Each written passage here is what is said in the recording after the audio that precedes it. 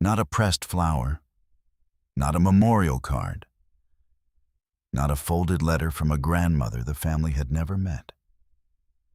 What was tucked into the back pages of the Alderman family Bible, behind the handwritten birth and death records that went back to 1889, behind the names and dates that 4 generations had entered in careful ink, was a small envelope sealed with tape that had dried to brittle amber, with 2 words written on the outside in a hand nobody recognized.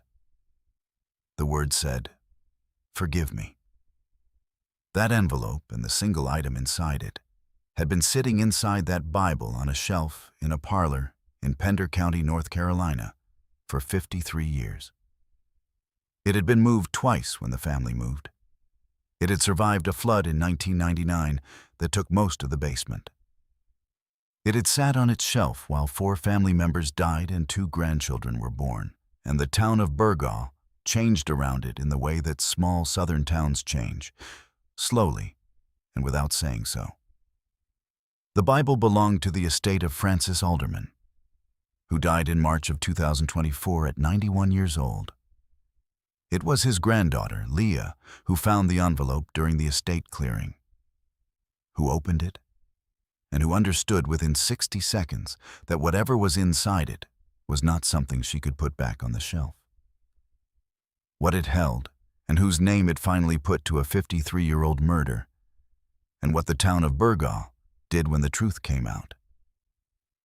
That is a story about a secret kept so long it became part of a man's architecture.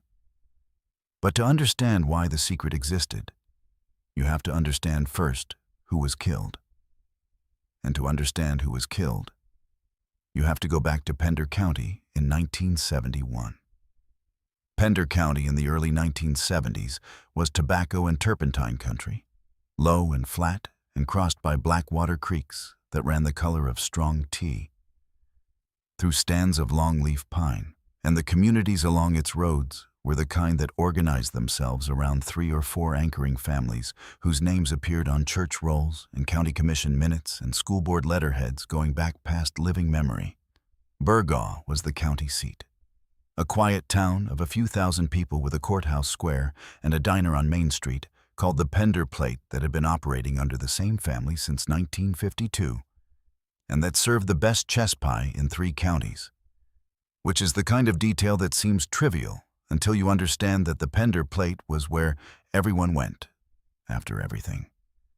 And so it was where everyone talked. Thomas Earl Grady had grown up in Pender County, the son of a tobacco farmer from the Rocky Point community, and had come back to it after 2 years at East Carolina University and a brief attempt at a life in Greenville that hadn't taken. He was 26 years old in 1971, working as a surveyor's assistant for the county road department, living in a rented room above a hardware store on Fremont Street, and saving money in the methodical way of a man who had a plan. The plan was land. He had found 12 acres off Old Fayetteville Highway that were priced within reach, and he had told his mother he intended to have them by spring of 1972. And he had been putting away a portion of every paycheck toward that end since January. He was not a showy person. He drove a 1966 Ford pickup that had belonged to his father and that he kept running himself. He had a habit of arriving early for everything: church, work, a friend's supper, because his mother had told him that being on time was the minimum a person owed the world, and early was the grace note on top of that. He played guitar on Sunday evenings on his landlord's porch. He had been writing letters to a woman in Raleigh named Dora, who he had met at a college friend's wedding and who his mother had not yet met but fully expected to. On the evening of May 6, 1971, Thomas Grady left work at the county road department at 5:15, stopped at the hardware store to pick up a specific bolt his truck needed, and drove west on Old Fayetteville Highway in the direction of the 12 acres he intended to buy. He wanted to walk the eastern fence line before dark. He had done it twice already. The light was good in May, and the evening had another hour left in it. He never came back from that drive. His truck was found the following morning, May 7th, pulled to the verge on Old Fayetteville Highway, about a quarter-mile short of the property boundary. The engine was off. The driver's door was closed. The bolt he had bought at the hardware store was on the seat. Thomas Grady was found in the pine scrub 20 yards off the road at 8:15 that morning by a county roads crew that had been alerted the previous night when he didn't come home for supper, and his landlord, who knew his habits, called the sheriff. The Pender County Sheriff's Office opened a homicide investigation that same day. There were no witnesses. The road was lightly traveled. The pine scrub offered no clear tracks. What investigators found, in the soft shoulder of the road near where Thomas's truck was parked, was a partial impression of a shoe. A work boot, by the tread, size 10 or 11, and pressed against the base of a fence post 15 feet into the scrub, a small folded piece of paper that appeared to have been discarded. The paper was a deposit receipt from the Pender County Savings Bank.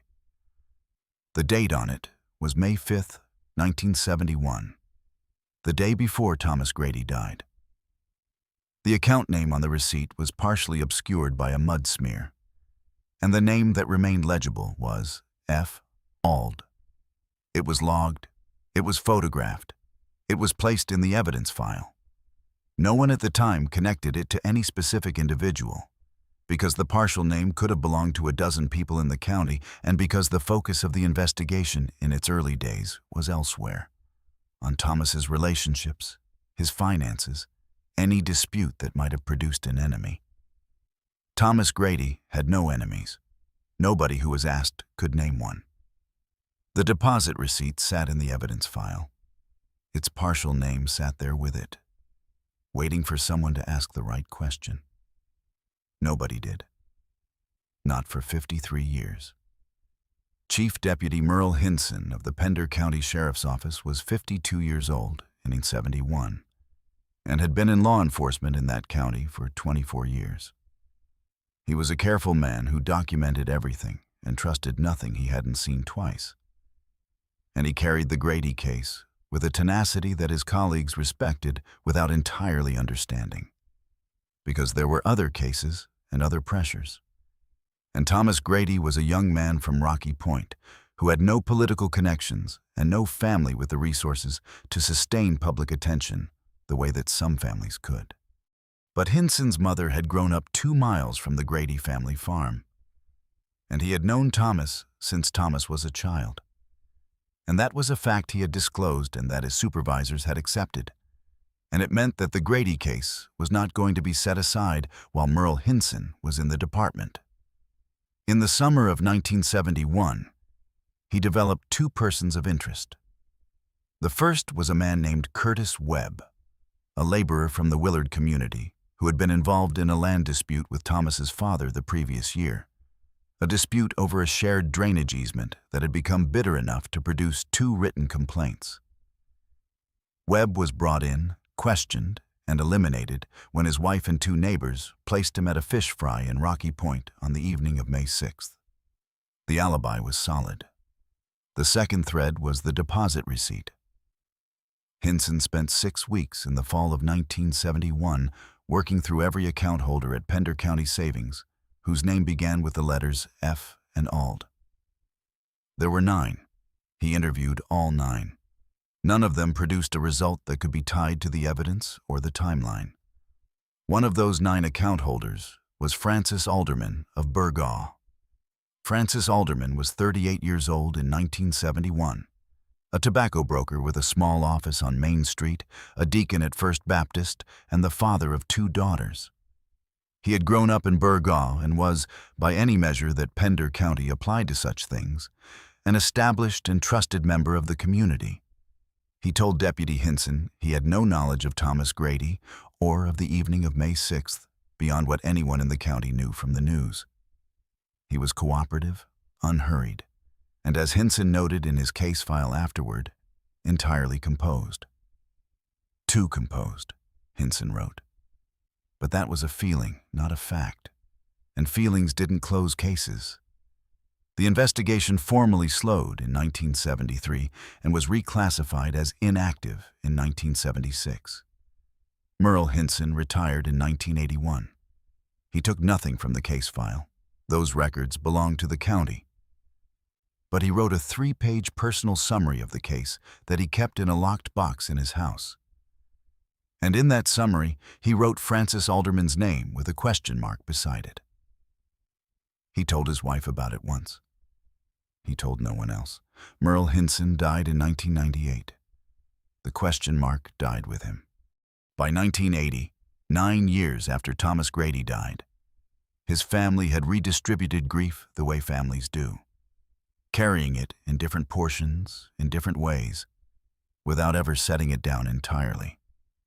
His mother, Nettie Grady, had attended the First Baptist Church in Burgaw for 30 years and had sat in a pew 30 feet from Francis Alderman without knowing. She did not know because there was nothing to know, or nothing that had been proven. And Pender County was small, and you worshipped where you had always worshipped, and you did not let suspicion substitute for evidence. By 1989, 18 years on, Thomas's younger sister Sandra had started attending county commission meetings once a year and asking, in the public comment period, about the status of the investigation into her brother's death. The commission had no obligation to answer her and generally did not. But she kept coming. The local paper covered it twice. The coverage produced nothing actionable. By 2001, 30 years on, the Pender County Sheriff's Office had transitioned through 3 sheriffs and 2 complete turnovers of the investigative staff. The Grady file, which had been reclassified as inactive in 1976, had been moved to a storage annex in 1994. The partial deposit receipt was still in the file. The partial name, F. Ald, was still on the receipt. Nobody who was currently employed by the department knew that Merle Hinson had ever written Francis Alderman's name in a locked box with a question mark beside it.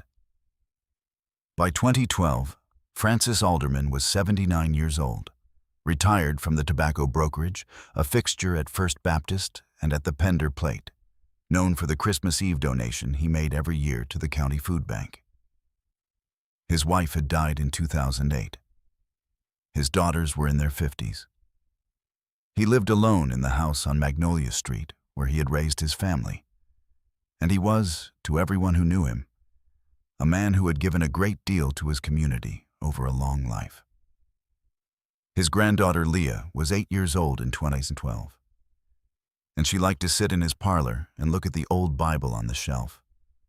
Because the Bible had names in it going back over 100 years, and she liked the idea of a book that held a family's whole record in its pages.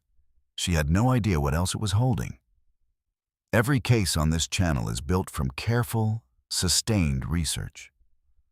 Working through old records, county files, and the long memory of families who never let go of the truth. If this kind of work matters to you, please take a second to like this video and subscribe. Drop a comment letting us know where in the world you're watching from. Now, let's get back to what Leah found. Francis Alderman died on March 9, 2024. He was 91 years old. The obituary in the Pender Topsail Post described him as a devoted churchman, a community benefactor, and a man whose handshake was his bond. His estate was modest and organized. Francis had been a methodical man, and the clearing of his house took his daughters and his granddaughter Leah 3 weekends in April. On the second weekend, Leah took the Bible down from the parlor shelf to pack it.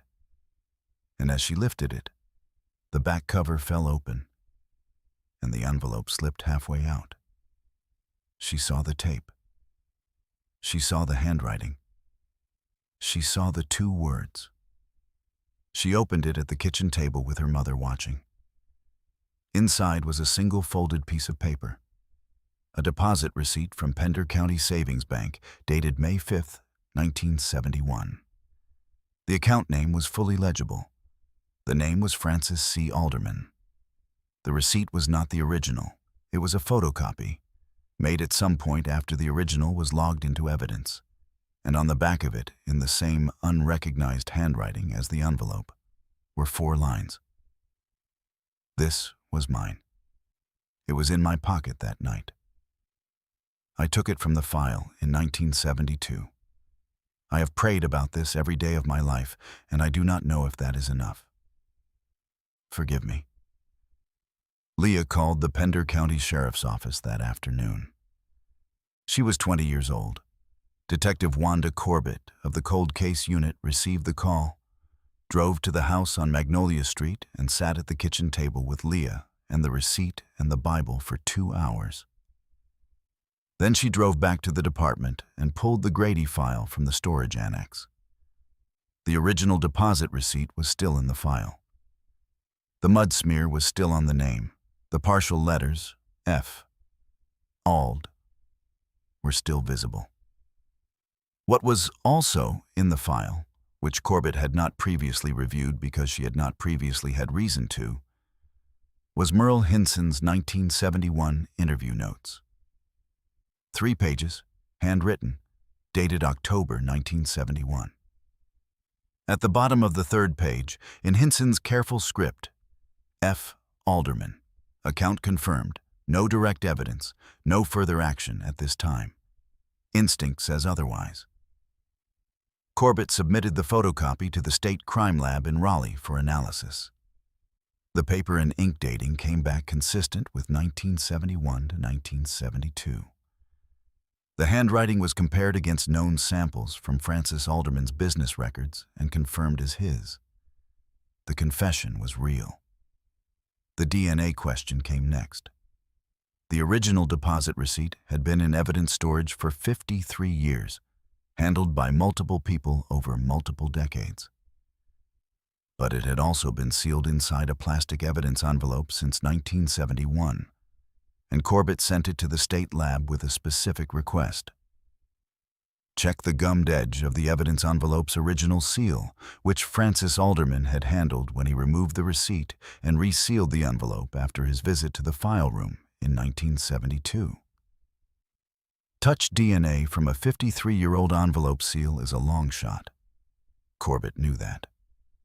But she sent it anyway, because the confession was already sufficient for the record, and she wanted to be thorough. The lab called her 6 weeks later. The touched DNA from the seal had yielded a partial profile. It was not sufficient for CODIS, but it was sufficient for a familial comparison. And when it was compared against a DNA sample from Francis Alderman's surviving daughter, the statistical probability of familial match came back at 99.4%. Francis Alderman had killed Thomas Earl Grady on the evening of May 6, 1971, on a roadside in Pender County, North Carolina. He had lived with that knowledge for 53 years. He had sat in church with Nettie Grady for 30 years. He had eaten at the Pender Plate. He had made his Christmas Eve donation to the county food bank.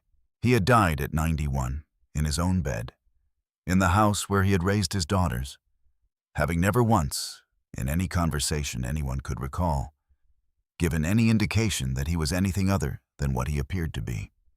The Pender County Sheriff's Office presented the findings to the district attorney in August of 2024.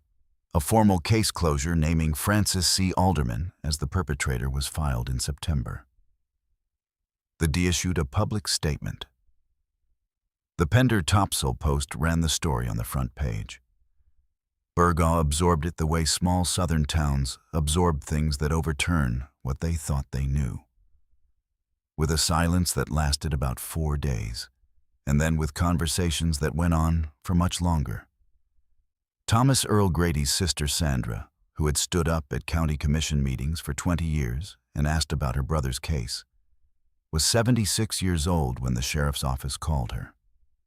She had outlived the investigation and outlived the man who had ended her brother's life.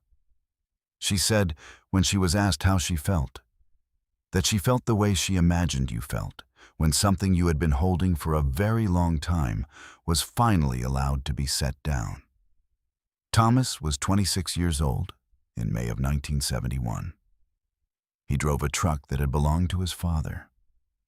He arrived early for everything, because he believed that was the minimum a person owed the world. He was saving money for 12 acres of land on Old Fayetteville Highway. He had been writing letters to a woman in Raleigh named Dora. He had a plan. The land he wanted to buy is still there. His family owns it now, a purchase they made in 2001, 30 years after Thomas died, because Sandra found the listing and thought he would have wanted it in the family.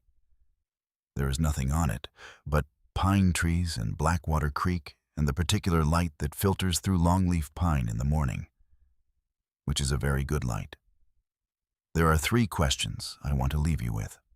Francis Alderman went back to that evidence file in 1972 and removed the receipt that connected him to the crime, and then kept it in the Bible with a confession written on the back. What does that act tell you about guilt and whether a person can truly carry a secret, or whether the secret always carries them? Sandra Grady stood up at county commission meetings for 20 years asking about her brother's case. What does it mean that those requests went nowhere, and what would it take to build systems that treat cold cases with the sustained attention that families like hers deserve? And finally, Francis Alderman made a Christmas Eve donation to the Pender County Food Bank every year of his adult life. When someone uses generosity as a form of penance, does it change anything about who they were? Or does it simply make the distance between appearance and truth harder to close? Justice came for Thomas Earl Grady after 53 years. Stories like his are why this channel exists. If you believe that truth found in a Bible on a parlor shelf still counts as truth, subscribe so you don't miss the next case. More solved cold cases are waiting for you in the description below. Thank you for being here.